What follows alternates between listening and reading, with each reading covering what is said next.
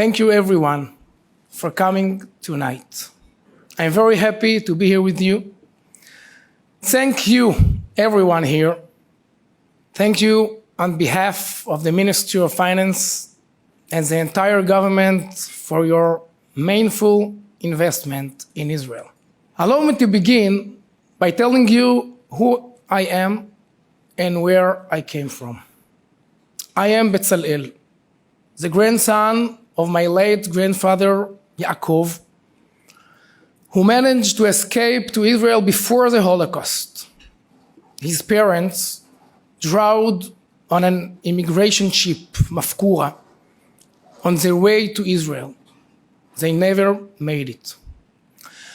My late grandmother, Bruria, survived the horrible events of the Holocaust, living in the ghetto and the death marches. Her entire family perished during the war. She alone made it to Israel. My late grandmother, Sarah, was born over a century ago in Metula, a settlement in the north of Israel, to a family of pioneers. My late grandfather, Shimon, was the 13th generation of my family to call Jerusalem their home. So, I am another link in this chain of generation, definitely defined by exile and redemption, of survival and pioneering, creating deep roots and finding fulfillment. And my family is one of many. For 2,000 years, our people were not allowed to have our Jewish state or to invest in a country of our own. And yet, Jews around the world held on to the hope that our dream will one day become real. This moment in the history of Israel is a miracle. And for more than 70 years, Israel bonds investors like you have helped make our Jewish state a reality. But there is still work to be done, so don't stop investing. With Israel bonds, you give us funds to build. By providing a strong return, never missing payment, and creating powerful country, we show you how good of an investment you made. And your investment does more than help us build. When you buy an Israel bond, you are also saying to those that follow the BDS that they need to go find something else to fill their time with. Since Israel bonds began, it has raised about $50 billion for the state of Israel, and I think that you have to have. And we are using these funds to make Israel better each day. In the past few months, as a minister of a finance minister, I have been doing my part to improve Israel. I am to battle the cost of living, increase competition, and accelerate much needed investment in infrastructure throughout Israel. I am taking every step to ensure we remain fiscally sound and economically secure.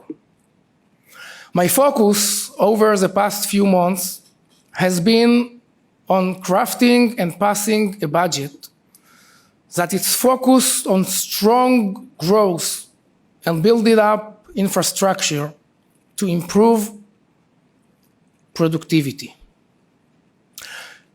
We are building this country for all its people, Jews and Arab, alike benefit from the goodness that exists in the state of Israel.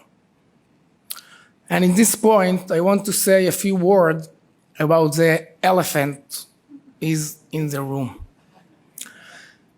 As I have already said and written, and repeat now with sincere regret, my comment after Hawara creates a completely mistaken impression. I stand before you now, as always, committed to the security of the State of Israel, to our shared values, and the right as the highest moral commitment of our armed force to protect every innocent life, Jew or Arab.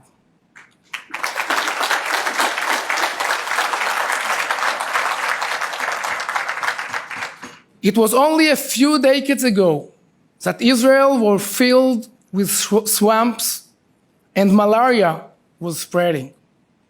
Today, our country is at the forefront of the world stage in technological, economic, and social development. And if that isn't enough, all of this was built under context attack from neighboring countries and terrorism. But thanks for faith and action, and thanks to you, the Jewish state is getting better every day, and your investment supports us. My key message for you today is a simple one. Thank you, and thank you again. Thank you for being our partner and believing in us. I also thank all of you for the unquenchable connection between Israel and the diaspora Judaism. Judaism has always no controversies. We can even say it was built on controversies. This agreement is not something that should scare us. There are among us religious and secular people, Reform, conservative, unaffiliated, and others. In Israel, we have big differences, but for one moment, we must not forget that we are brothers. Despite all the differences, despite the many colors that make up the Jewish mosaic, we are one.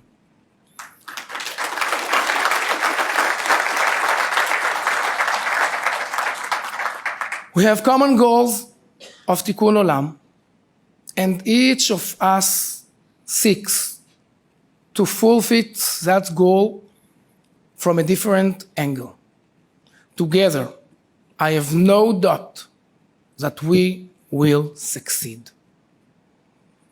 Last week, and in the last few months in general, we have heard a lot of harsh words, talks of boycott and violence. Let me say clearly, this has no place between our countries and between our people.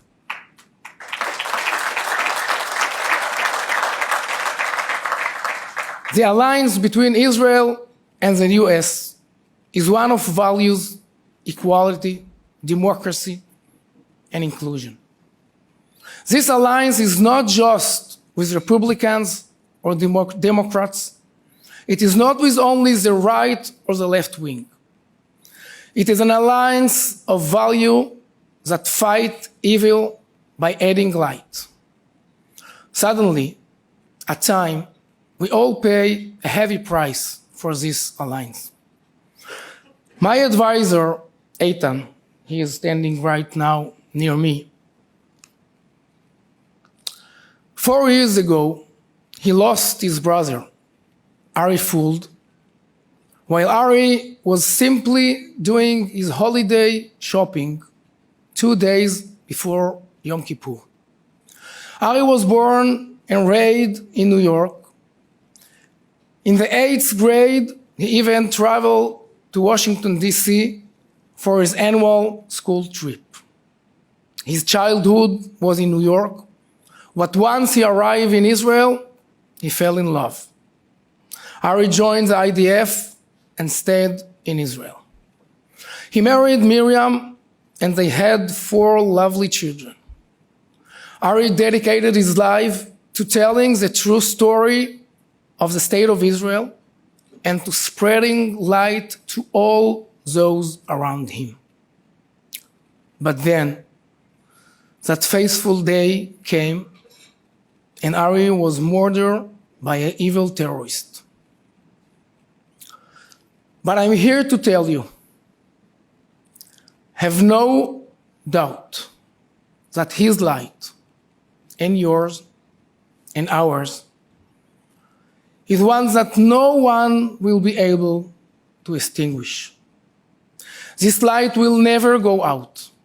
This is a light that sanctifies life, the light that seeks to blossom the wilderness, the light that seeks to build, not to destroy. The same light that built the American nation and built the state of Israel. Ari's light is your light. And in this light, we are partners.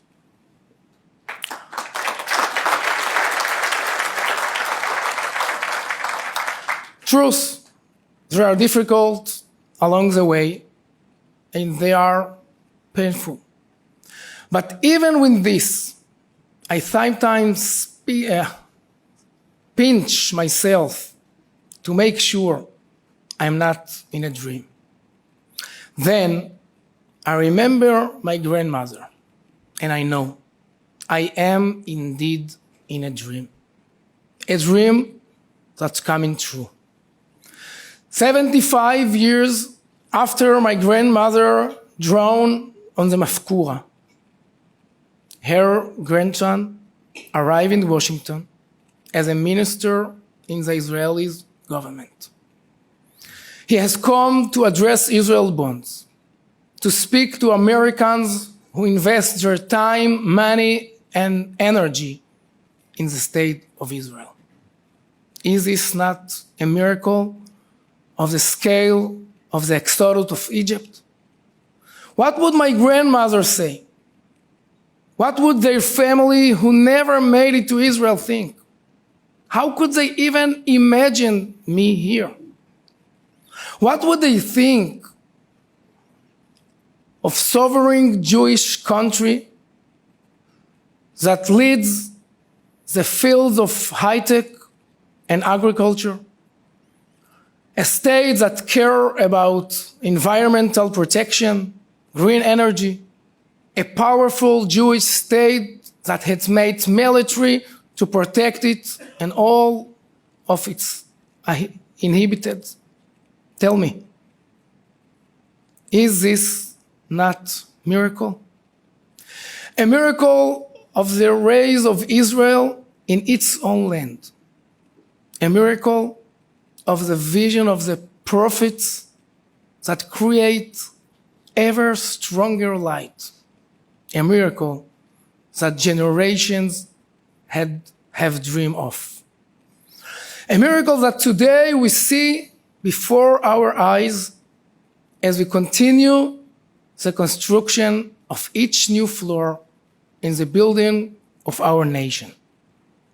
A miracle that you and I are privileged to be part of. And for this miracle, we should bless each new day that we live this incredible dream. שהחיינו וקיימנו והגיענו לזמן הזה. Thank you very much for the partnership. Thank you. Thank you very much.